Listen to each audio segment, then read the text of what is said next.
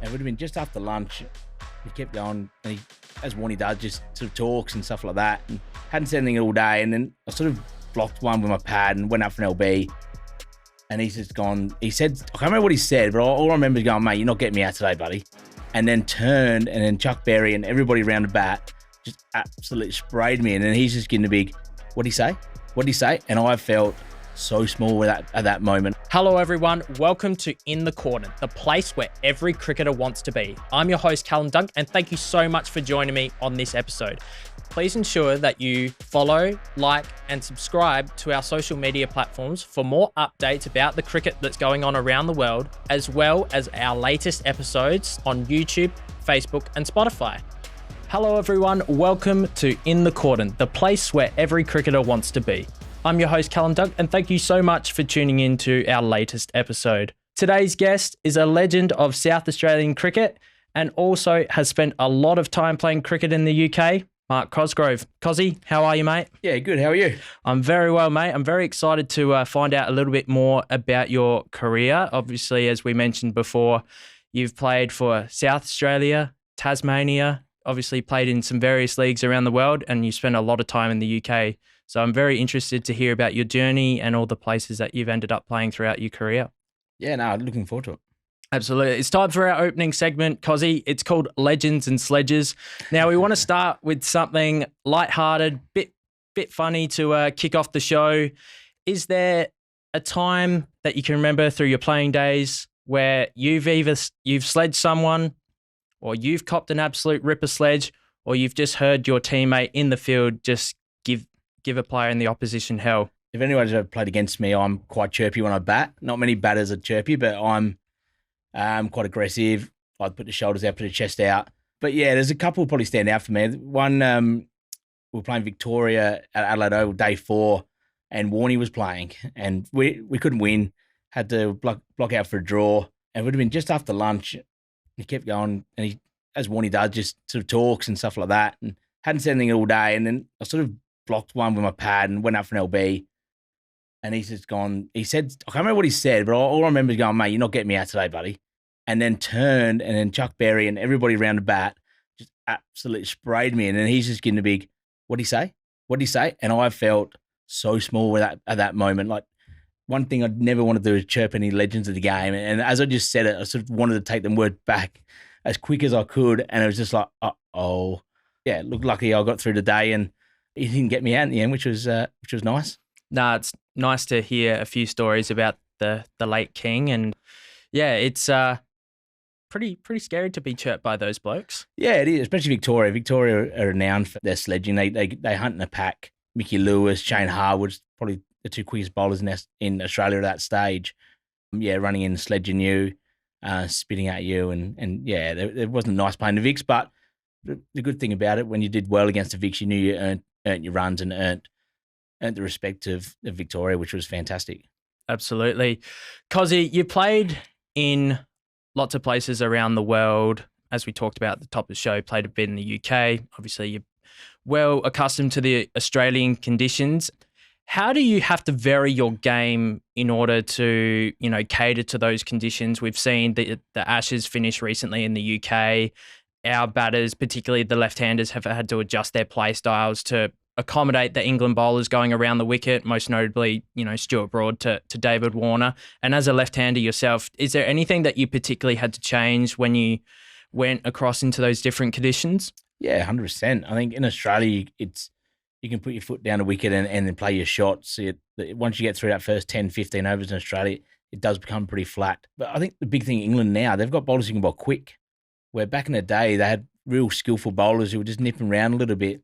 Never really scared the Australians until this year, till Wood, Archer the year before, a couple of years ago before that. To have blokes who are bowling 90 miles an hour, and then you had Stuart Broad who was quite skillful. I think that's where they've got the upper hand against England, against Australia at the moment in England. I feel we don't adjust as much. We're not letting the ball come. And England, when you go over to England, it nibbles around swings. You got to play it really, really, really late under your eyes. Darren Lehman taught me that when I was pretty much a kid, playing the ball nice and late and under your eyes, especially in England because it doesn't move around so much. Once you get out in front of yourself, you're in no man's land basically, and you end up just nicking off. And you saw Warne do that numerous times in England over the last decade.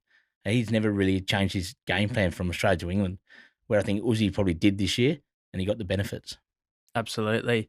How do you see the recent Ashes series that's just gone? The series finished at 2-2, and I was speaking to Will Taylor and Jared Davis on my podcast a couple of days ago, and they were adamant that Australia got out of jail, and I thought it was a relatively even series, as the scoreline suggests. But I still think England played the majority of the series, like playing the better cricket. Do you still feel like it's a missed opportunity for Australia being up 2-0 and then, just, I suppose the Headingley game was really close, but then, sort of lost their way a little bit at the Oval in parts, and obviously the game at Old Trafford was probably not the greatest advertisement for Australian cricket. Yeah, I think we did get out of jail. You look at that first 2 tests, Mark Wood didn't play. They didn't have an out-and-out quick against us, and we jumped all over it. We got 2-0 up really quickly. The third test got out of jail, didn't we, really? And then the last 2 tests, I think England outplayed us. So, yeah, I think it was one of those lucky escapes, basically. That we played some really good cricket in patches, but overall that 5-test series, I know it ended up 2-2, but I think if Mark Wood would fit at the beginning of the season, it could have been different. It could have been a different story. Yeah, share a very similar opinion to you. I think the selections of Wokes and Mark Wood in particular really helped to shift the momentum in that series, and Chris Wokes ended up taking 18 wickets in 3 games to be named man of the series and scored some valuable runs. Just wanted to get back to playing in England, as we talked about previously. You've been able to change the way that you play in order to combat the swinging ball. Who was the most challenging bowler or bowlers that you faced in those conditions? And how did you, if they had the wood on you, how did you change your game in order to set yourself up for success? Look, there's a number of bowlers over there that were really challenging. Yeah, Chris Rushworth, Wokes, Darren Stevens over there, like the slope they have at Kent. He bowls it beautifully. James Harris, blokes who probably never played a lot of Test cricket, but the blokes who would just hit the air and be really, really skillful for long periods of time. For me, I went 2 ways. I was really, really aggressive, or if I wasn't going to try and score off that ball, I'd be really defensive and try and just drop it at my feet and hit it nice and late. But when I wanted to score, I'd nearly throw the kitchen sink at it, just hoping if I do nick it, it flies over the slips. But yeah, having a real solid base, you're letting the ball go, defending under your eyes, and then when the ball's there to hit it, basically. But there's some so skillful bowlers over there. You have Mohammed Abbas. I think we had a game where we had Philander, Archer, Jordan, Weezer, all against Sussex, sorry. But yeah, it's just one of those. It's just a different game over there, and I think you're silly if you're trying to take your game from here over there. You do need to adjust. It's like going to India. You need to adjust to those pitches. And to be fair, the team that does it first normally wins the game. Yeah, absolutely. You've scored a mountain of runs in your career. What's the best sort of feeling you've had whilst being out at the crease when you felt, as Steve Smith calls it, in his little bubble where you don't feel like anything can phase you or anyone can get you out? What's the best patch of form that you can remember yourself being in? And is there a particular innings that stands out in your career as, wow, that felt amazing? Yeah, definitely an innings. After I got suspended coming back from England, suspended for a month, had to go out train on my own. To come back, the first game back, it was Queensland day-night game under lights at Adelaide Oval on a Friday night. And they had Johnson, Kasperwich, Bickle, Andrew Simons. They were full strength. Yeah, and I peeled off 100. We chased 280 down.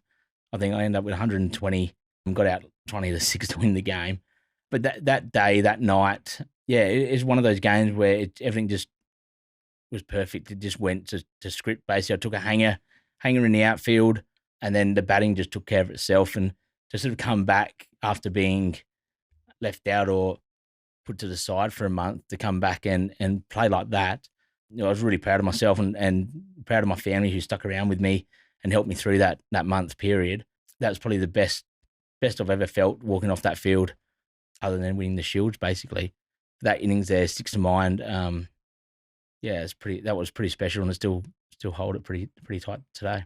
Looking for the ultimate teamwear solutions for your sports club?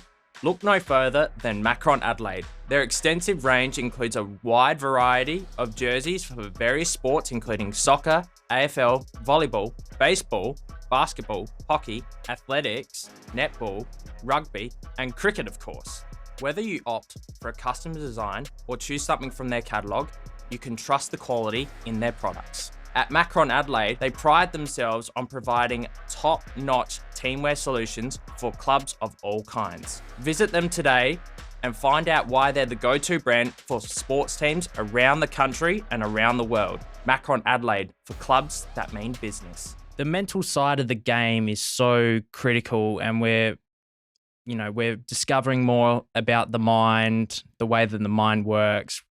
Positive reinforcement is so heavily talked about these days. And even as a cricketer, I just played grade cricket, and just when I'd be really positive in the way that I defended or the way that I left the ball, it would just kind of free myself up in a way.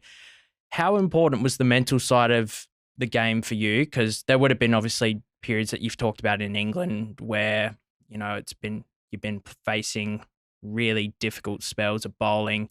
You obviously faced, some pretty amazing quicks here in Australia as well, who would have certainly tested you. How important is that mental side of the game for you?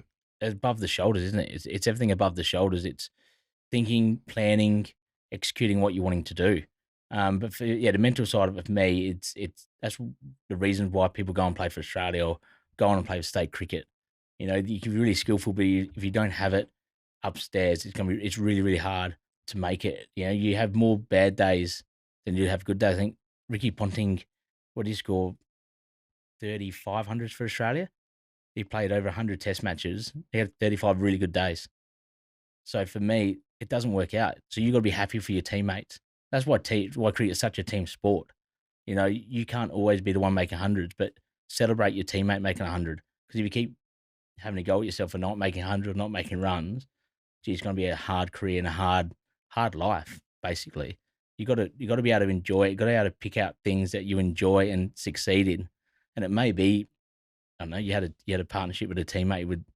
He made 100. Celebrate that success, not just only your personal success. Otherwise, it's going to be a lonely game. Absolutely. And team success is why we've all wanted to play cricket. And obviously having a post-game beer certainly helps that as well. 100%. Cozzie, in 2006, you were called up to the Australian one-day international team, and it's a fantastic achievement for you. You played 3 one-days for Australia, and in the last game of the series against Bangladesh, you got your highest score of 74. Talk us through the emotions of, firstly, finding out that you were in the squad for Australia, and then how did you feel after, you were presented your cap, standing for the national anthem, and I suppose being able to raise the bat? Yeah, it's a funny story. I was in Glamorgan when I found out we were touring Bangladesh, basically called up for Damien Martin, who hurt his elbow in the last series. So back in the day, you used to have landlines, so you couldn't trace who'd rang you or anything like that. So I think I got back, we had a night out, I can't remember who we beat someone, had a night out, back in my room, about 3 a.m, get this phone call. Answer it. It's Pete Brown from Cricket Australia, just letting you know you've been picked to go to Bangladesh for Australia.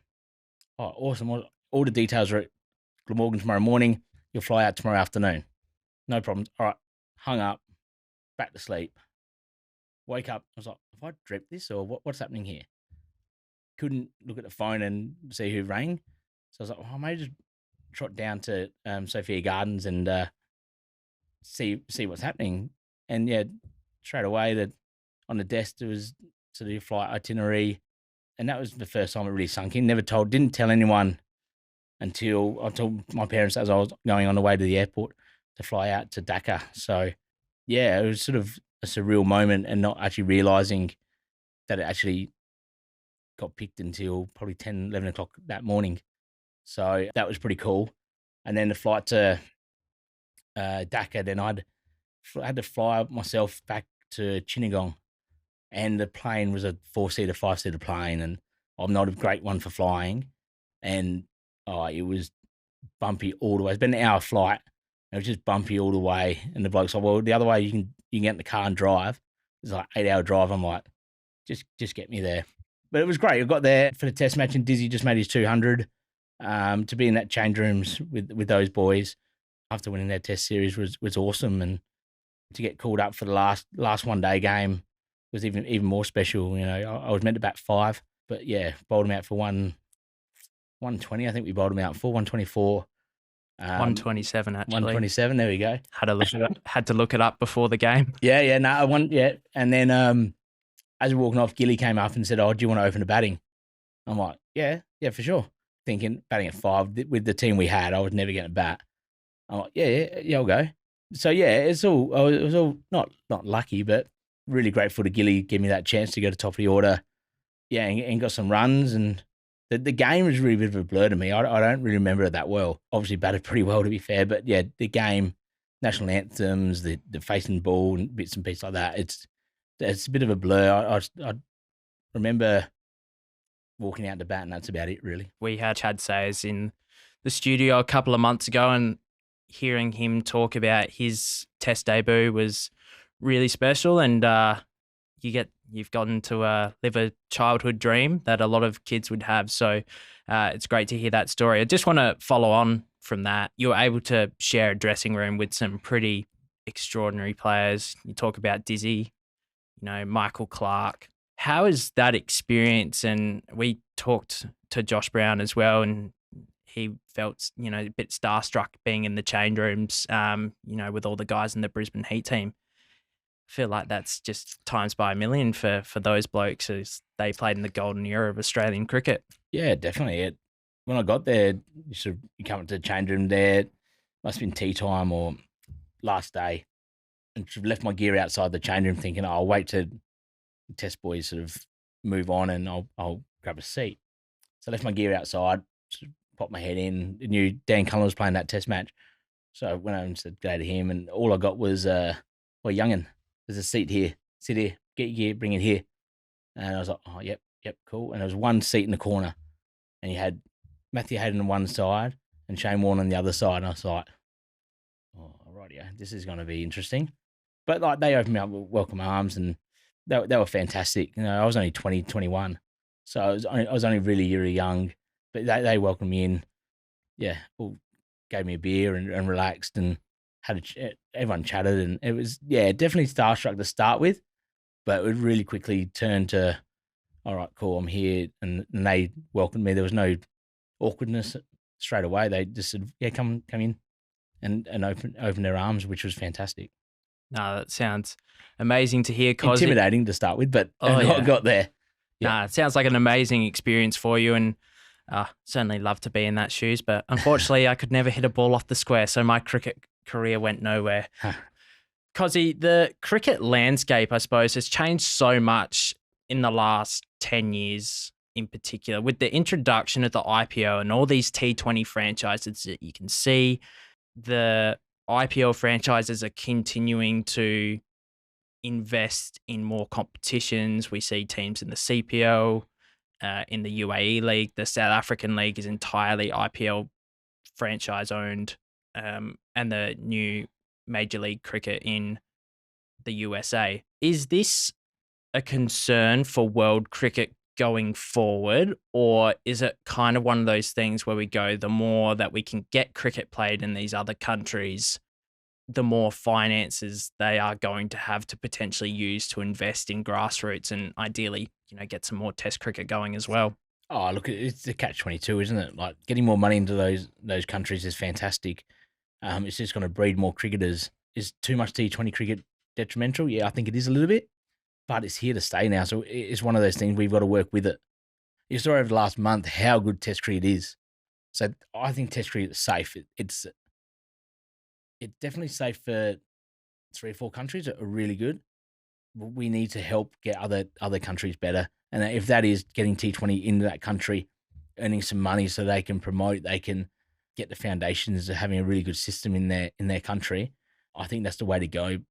One day cricket for me is the one that's is hurting. It's sort of in that limbo where 50 overs is probably a tad too long for the young kids because now they've got T20s and obviously a bit too short to play anything else. So the one days for me is a bit limbo. T20s are obviously here to stay, and I think Test cricket is here to stay. And Test cricket can be so good. You ask any player in the world, you'd hope they want to play Test cricket. There's no better feeling than winning a 4-day game for South Australia or Tasmania than winning a T20 game. The comparisons are completely different. Ask anyone about that. Your 4 days of grinding and working really hard as a team, ebbs and flows, and to get on top of that and win that 4 days on late on day 4, there's no better feeling doing that. T20's great to win in one, but it's over in 3 hours. One person can win you the game. You don't need a magnificent team. If you've got 2 or 3 superstars in your team, you go pretty well.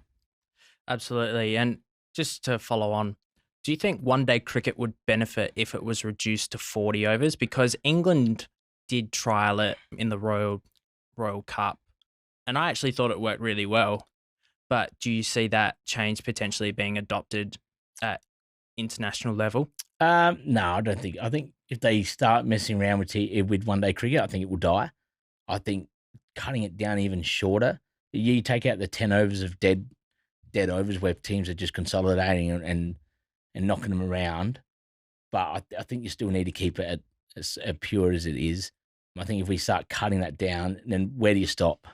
I think I just think you just got to somehow revamp it and get everyone re-energized into one-day cricket. I don't think we need to change it too much. Looking back on your career, your last professional games were in 2019. Hindsight's a wonderful thing. Do you feel like there's anything in your career that you wish you did differently? Oh, yeah, 100%. Yeah, it's one of those things. I'm really proud of my career. I enjoyed it. I had fun with my cricket and my career. I never took it as a job. It was always a bit of fun and going and play cricket and going the other side of the world to play cricket. But yeah, I think playing for Australia at 21 it didn't come easy. Obviously, worked really hard to get that opportunity. But I think if that come a bit later in my career, say 24, 25, I think that may have been more sustainable for myself.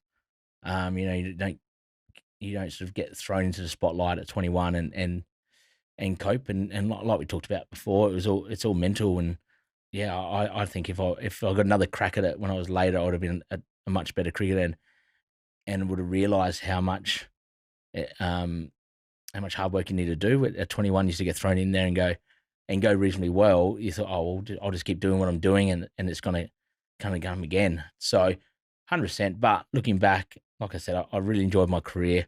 Really proud of what I did. I played over 200 first-class games. So yeah, for me, if I said that when you were 14 years old, you'd take that any day of the week. So yeah, 100%. I would have done a heap of things differently, but at the end of the day, I didn't do it, and I enjoyed what I did. Nah, you've still got a career that a lot of people would be very, very proud of. And before we finish up, Cozzie, you've been involved with the Northern Districts Cricket Club here in Adelaide for quite some time. What does the club mean to you? And would you be able to just tell us a little bit about your journeys through the pathway? I walked in there when I was 8 years old down at Elizabeth. And then obviously Elizabeth merged with Salisbury a few years later than that. Yeah, played Ray Sutton, played under 14s when I was 8. Met a really good group of lads. They were probably 2 years older than me, with Danny Perkins, and Danny was the coach. And then you obviously had a group of young kids who were really good at cricket. And they just put their arm around me, and I just stayed with that group. I was 8, playing 14s, whites, and then moved to Reds with them, then moved into 16s with them, and then moved into senior cricket when I was 14, basically with that group. And then obviously once you get to seniors, you get broken up a little bit. But that group was really good, a really good group of cricketers. And I was really lucky that they were happy to have me. I probably wasn't the best cricketer at that stage, being 8. You barely get off the square, and running between wickets, you're probably taking 100 steps to get the other end. So, but they stuck with me, and Danny Perkins and Russell Thompson helped me out a heap. They my batting coach and took me under his wing.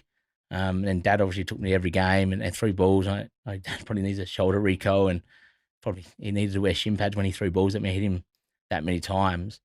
But yeah, Northerns, to play A-grade cricket when I was 14 out there with Buff and all that, we had a great time out there. I think one stage we had 6 Northern Districts players in the state team.